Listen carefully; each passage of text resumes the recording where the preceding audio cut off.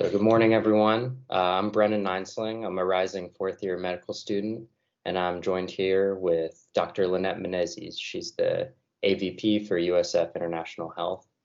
And today we'll be continuing our talk on this week, COVID-19 response efforts, what USF Health has done, their impact, as well as what needs to be done to, control this pandemic in the US and globally.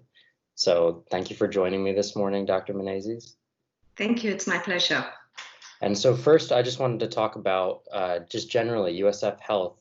They've been very involved in the COVID-19 response efforts. So can you tell me something about the impact that USF Health has had for patients suffering from COVID? Thank you so much. So USF Health has been working, across our leadership as well as across the various colleges. Our faculty have been working around the clock, trying to keep our community safe, and have been involved in several efforts. Most of this has been led by faculty who have already been involved in global health, and so they have the ability to be able to respond quickly to some of these, these events when they occur. So to give you a little bit, tell you a little bit about in terms of our patients. Our clinical faculty and all of our frontline staff have been engaged in providing care to our patients, treating them.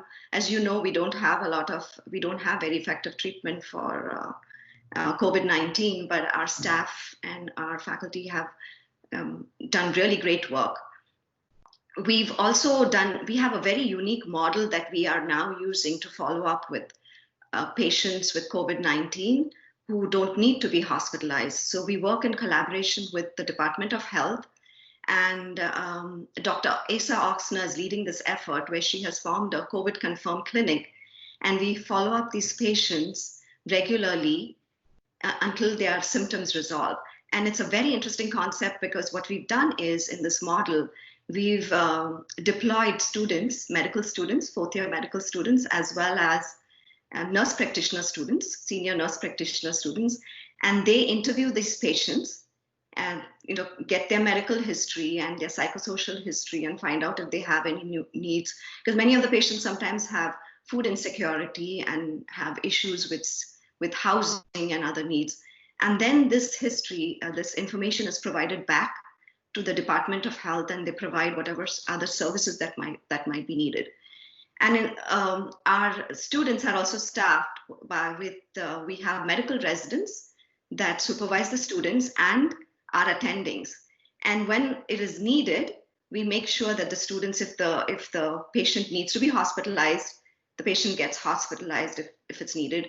Otherwise, we provide them video visits and telehealth visits, and through that, we are able to make sure that the patients, get the care they need. Yeah, it is a really cool program. It's something that I've worked with personally, but it's just a great way for students to get involved. Sure. So how are other ways that USF Health students are engaged in the COVID response? So as you know that our faculty were very engaged in the early phase of trying to ramp up testing with Tampa General Hospital. And at that time, we realized that there was a shortage of testing kits in the community. And so our faculty developed these testing kits, and our students were engaged in helping with preparing and sterilizing the solutions and preparing the kits.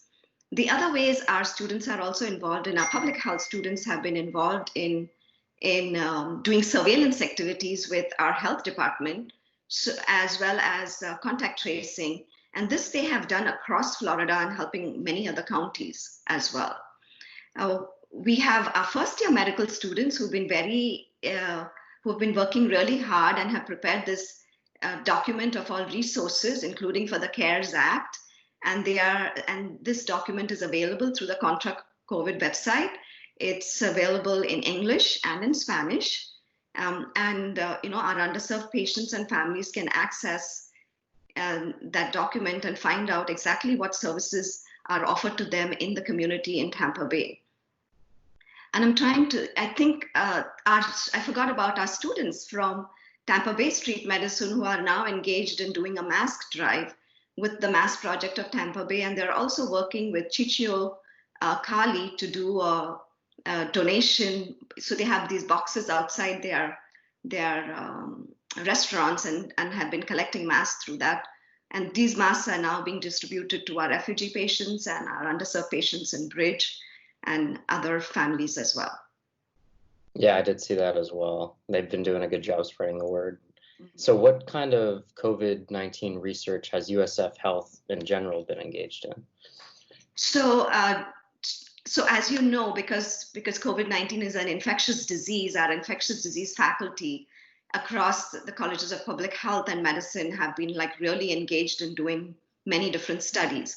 So Dr. Kim, who's the director of infectious disease, and her infectious disease colleagues and all of us have been working. So we've brought in about 15 trials now, including for remdesivir, as well as the pediatric infectious diseases group, including for remdesivir and hydrochloroquine, and looking at convalescent plasma and antibody testing. So there are several clinical trials going on, including prophylaxis for healthcare workers, which is as well much needed.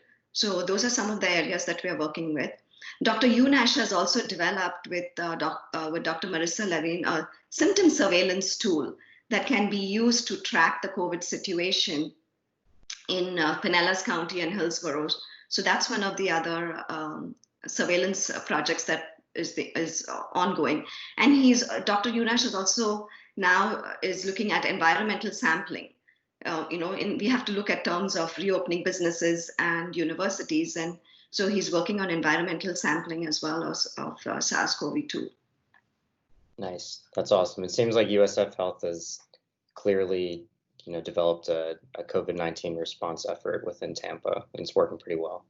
Speaking more globally, I know that travel is not possible right now, but are you involved in any global efforts for COVID-19?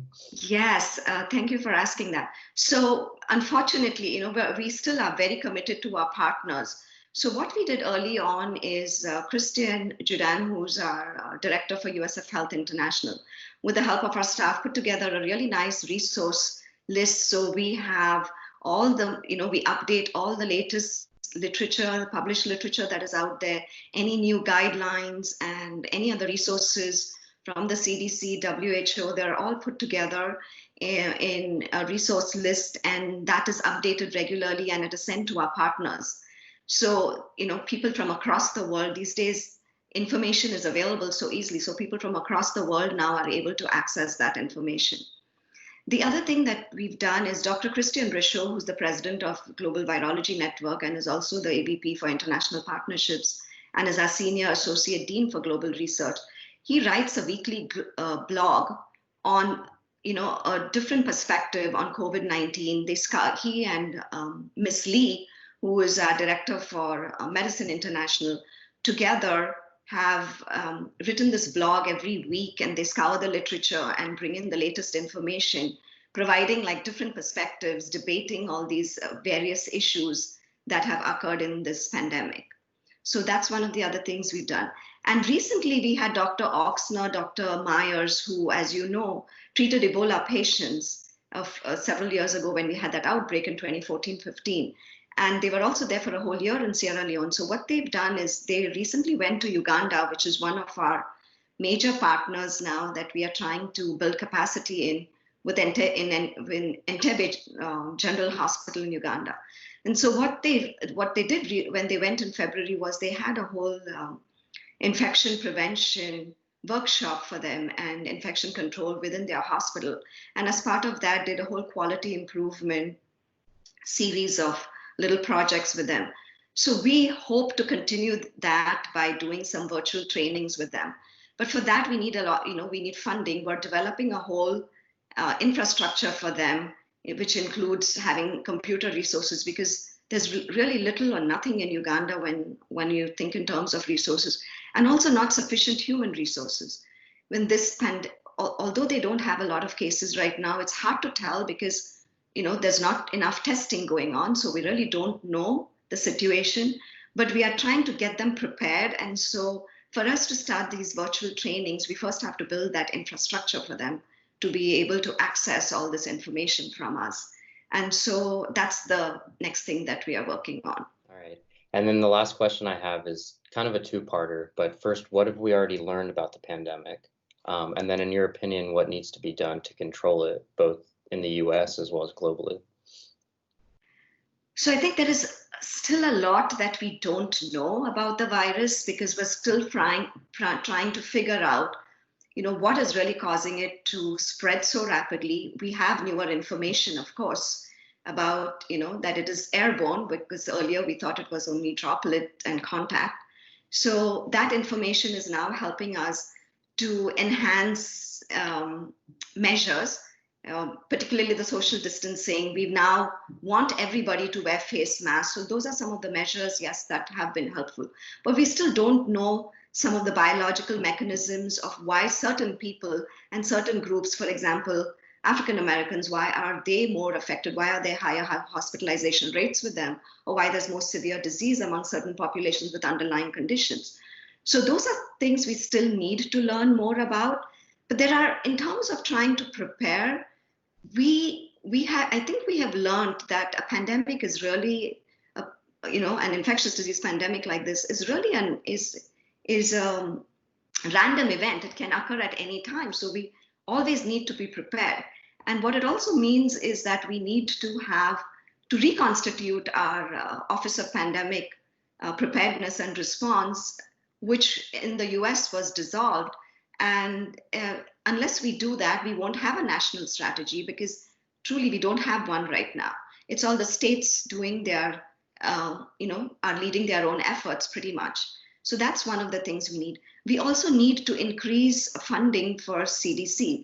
As you know, we cut funding with CDC, and because of which CDC is one of our organizations that leads global infectious disease, pandemic preparedness and response across the world. So it is not only a US organization, but has been leading the efforts along with WHO. So we definitely need to increase funding for CDC. We also need to increase funding for all of our health departments, in each county, so that they are better prepared in the future. We need to make sure that we have a strategy where all of the countries come together and have a global network, which WHO can lead and is able to provide good technical capacity right now to many of the countries. But without funding, again, WHO will not be able to meet the demands. And so we need to fund WHO as well. The last thing I also want to talk about is climate change. It's pretty obvious that climate change is leading to many of these emerging infectious diseases and pandemics. So we must focus on climate change. And finally, as a community, I think there are things that we can do. For example, we definitely need widespread testing. As you know, everyone is talking about how widespread testing and contact tracing can help us in figuring out early on and being able to know where the clusters are, where the outbreaks are. And good contact tracing can really eliminate the disease really fast. We also know that good hygiene is important. So making sure that we disinfect everything, that we wash our hands all the time. Washing hands has reduced so many infectious threats in the past, and this has to continue. We have to have good hygiene. The third thing is physical distancing in a pandemic like this, which is, an infectious disease. So you want to make sure that people are, practice good physical distancing and also wear face coverings. So the fourth thing is face coverings. With airborne pathogens, it's very important to wear face coverings. And I think if each of us does our bit by washing our hands for 20 seconds, wearing a mask, making sure we physically distance, particularly if we have any kind of symptoms, whether symptoms of COVID or not, because it's similar to influenza as well. I think we can eliminate this pathogen, and at some point we will all try to be back to the new normal that we have. So thank you for your time, and also thank you to you and all the hardworking USF faculty, students that are a part of this COVID-19 response. Thank you, Brennan.